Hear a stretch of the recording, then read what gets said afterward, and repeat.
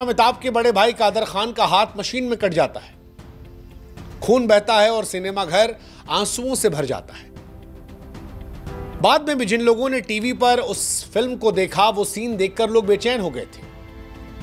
लेकिन बड़ी हैरानी हो रही है हमें आपसे कहते हुए कि साल 2025 में संगारेड्डी में 40 मजदूर जिंदा जल गए और देश खामोश है। न टीवी पर हंगामा है, न सोशल मीडिया पर हैशटैग है, न कोई कैंडल मार्च हो रहा है, न कोई गुस्सा दिखा रहा है, न जात के झंडा बरदार सामने आ रहे हैं। और यह सब कुछ इसलिए क्योंकि मजदूरों की जिंदगी की इस देश में कोई कीमत नहीं। टीवी की नजर में कोई टीआरपी नहीं, सोशल मीडिया की नजर में कोई लाइक नहीं, नेताओं की नजर में कोई वोट नहीं। यह सवाल सिर्फ संगारेड्डी के 40 मजदूरों का नहीं है, बल्कि उस भारत का भी है जो दो हिस्सों में बटा हुआ है। एक भारत जो चमकता है और दूसरा भारत जो चुपके चुपके पिसता रहता है। एक भारत मॉल्स में चहकता है, मेट्रो में दौड़ता है, स्टॉक मार्केट की उछाल पर तालियां बजाता है, इसरो के चांद पर कदम रखते ही छाती गर्व से चौड़ी हो जाती है, 4 ट्रिलियन इकोनॉमी का ढोल पीटता है, विकसित भारत का 2047 तक सपना देखता है। लेकिन दूसरा भारत वो फैक्ट्रियों में मशीनों के बीच फंसता है, खदानों में सांसें गंवाता है, आग में जलता है और फिर खामोशी से दफन हो जाता है, मानो जैसे उसकी कोई अहमियत नहीं। 40 मजदूर साहब, 40 मजदूर मर गए और इस देश में किसी को कोई फर्क नहीं पड़ा। वो 40 मजदूर जो 40 परिवारों का घर पाल रहे थे, आज वो इस दुनिया में नहीं है और हम सब खामोश हैं। क्या यही हमारी देशभक्ति है, जो चांद पर झंडा गाड़ने में उछल जाती है, लेकिन 40 मजदूरों की मौत पर खामोश रहती है? एक भारत में दो भारत की ये वो तस्वीर है जो परेशान करती है। सच कहें तो आप में से 95% या 99% लोगों को यह खबर तक नहीं पता। तेलंगाना के संगारेड्डी जिले में प्राइवेट केमिकल फैक्ट्री, नॉर्मल दिन था, मजदूर 12-14 घंटे की शिफ्ट कर रहे थे। एक भीषण धमाका होता है, स्प्रे ड्रायर मशीन, सालों से कहा जाता है सफाई नहीं हुई थी, प्रेशर से फट जाती है। 40 मजदूर जो शायद सुबह अपने बच्चों को स्कूल भेजकर आए होंगे, या शायद जो रात के खाने का इंतजार कर रहे थे, पलक झपकते राख हो जाते हैं, तड़प तड़प कर मर गए, उनकी चीखें धुएं में घुल गई। लेकिन क्या हुआ इसके बाद? टीवी में शायद वो टिकर में चलकर खत्म हो गए। कोई हेलीकॉप्टर नहीं आया, कोई मंत्री नहीं आया, कोई सोशल मीडिया का झंडा बरदार उनके इलाकों में नहीं पहुंचा उनके लिए आवाज उठाने के लिए। और आप में से भी ज्यादातर लोग शायद ये वीडियो खोलते ही आगे बढ़ जाएंगे, यार छोड़ो, मजदूरी तो है, मर गया तो क्या हुआ। कोई राष्ट्रीय शोक नहीं, 40 लोग मर गए जनाब। बस एक स्टेटमेंट आई कि जांच के आदेश दे दिए गए। मानो जैसे 40 जिंदगियां, 40 परिवार, 40 सपने सिर्फ एक सरकारी फाइल का हिस्सा थे। आप एक बार कल्पना करके देखिए, हम आपको ये कहते हैं, आप सोचिएगा कि अगर यह घटना किसी मॉल में हो गई होती, किसी एयरपोर्ट पर होती, किसी 5 स्टार होटल में होती, किसी मंत्री के दफ्तर में होती।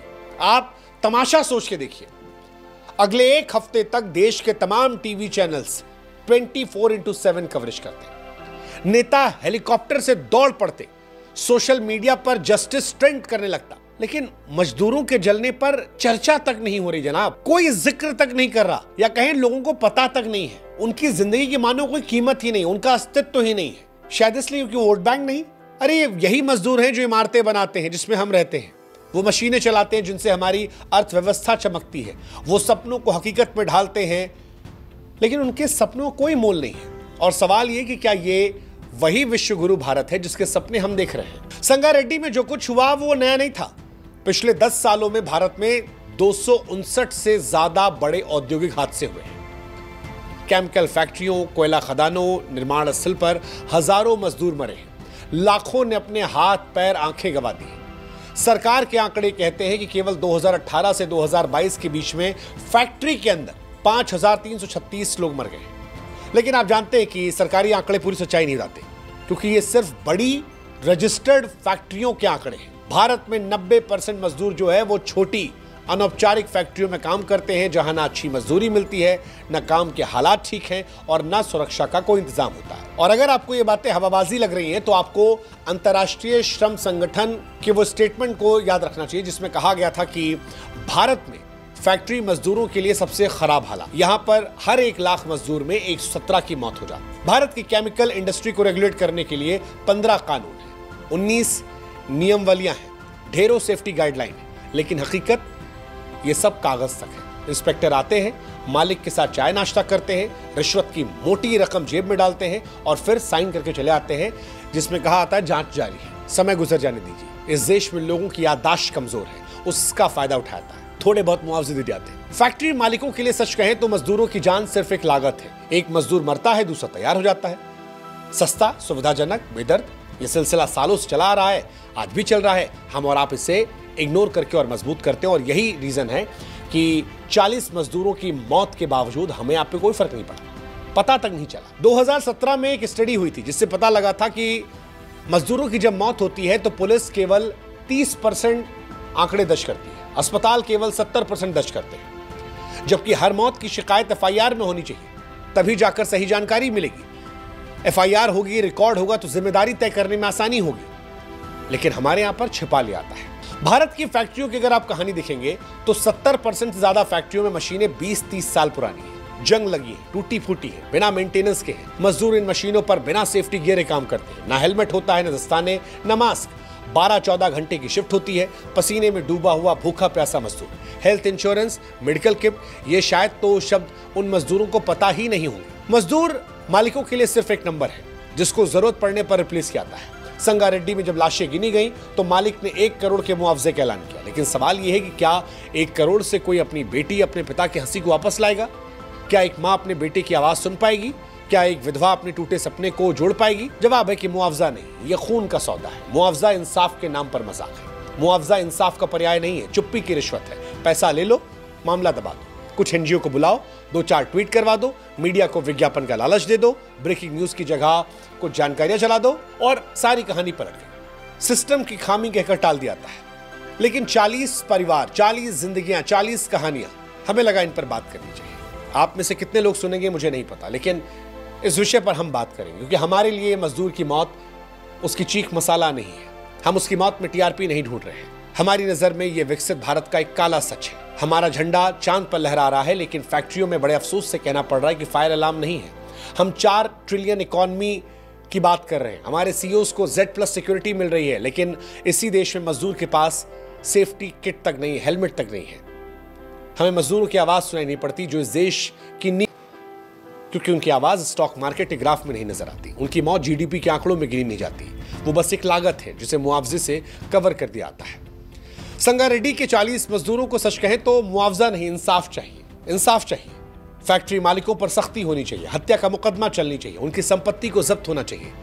भविष्य में सुनिश्चित करना चाहिए कि सेफ्टी ऑडिट किए जाएं, हर फैक्ट्री में नियमित पारदर्शी ऑडिट हो, रिश्वतखोरी बंद हो। मजदूर यूनियनों को अपनी ताकत उठानी चाहिए, मजदूरों के बच्चों को शिक्षा स्कॉलरशिप देनी चाहिए।